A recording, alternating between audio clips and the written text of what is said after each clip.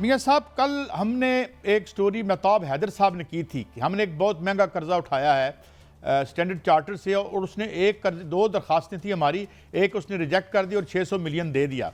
आज वज़ीर ख़जाना साहब ने क्या कहा है और ये कितने पैसे दरकार हैं और ये कहाँ से हम लेंगे और किस कीमत पे लेंगे?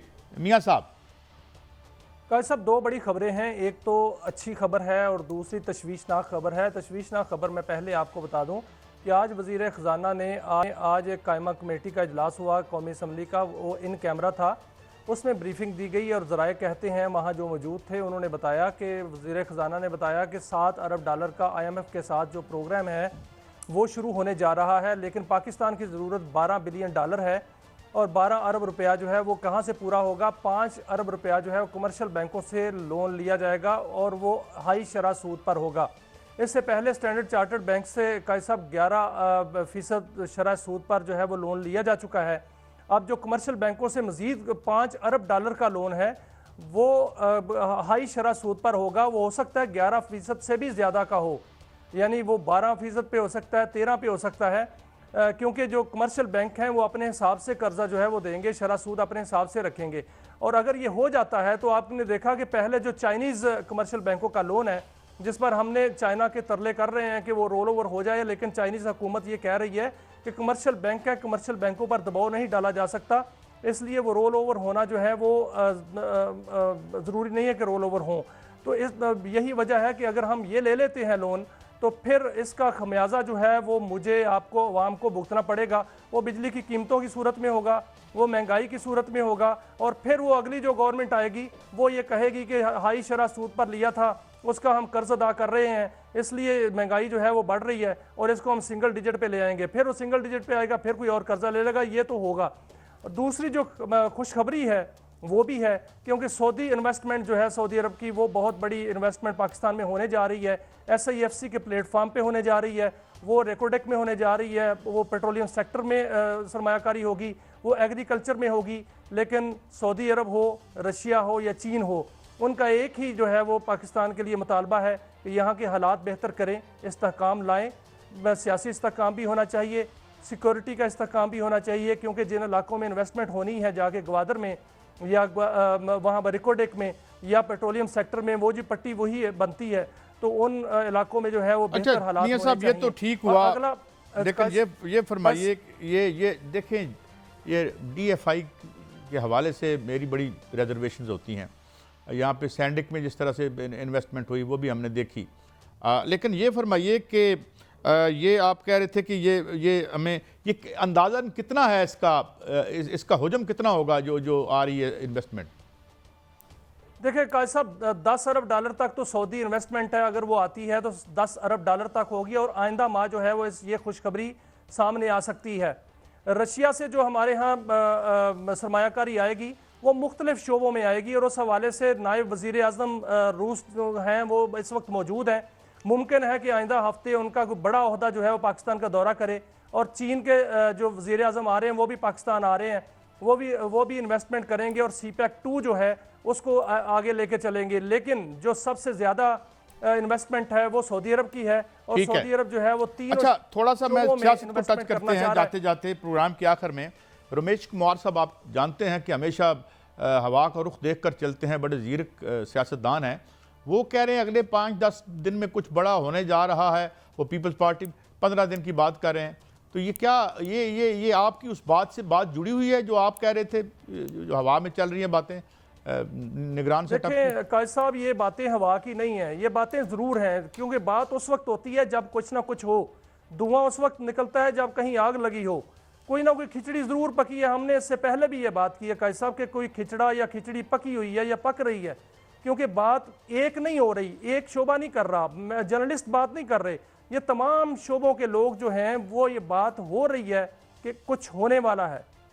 ये सितंबर में हो, अक्टूबर के मिड में हो या 26 अक्टूबर के बाद हो, कुछ ना कुछ होने वाला है, क्योंकि ये मामलात इस तरह नहीं चल रहे जिस तरह को मामलात जा रहे हैं। जो गशकोरी साहब पहले बात कर रहे थे कि अगर ये तरमीम, अगर ये नहीं होती है, जो एक एक्सरसाइज हुकूमत ने करनी है अक्टूबर में, तो फिर क्या होगा?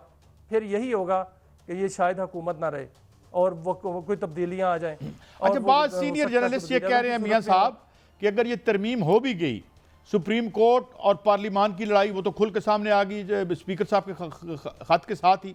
उधर आज जो अंदर की खबरें आप भी हमें बता रहे थे मुझे कि अंदर जो मीटिंग हुई है वो भी इनडिसीजन था, उसमें इलेक्शन कमीशन कल पे डाल दिया है, मगर इंडिया ये है कि वो भी इस पर अमल दरामद करते नज़र नहीं आते।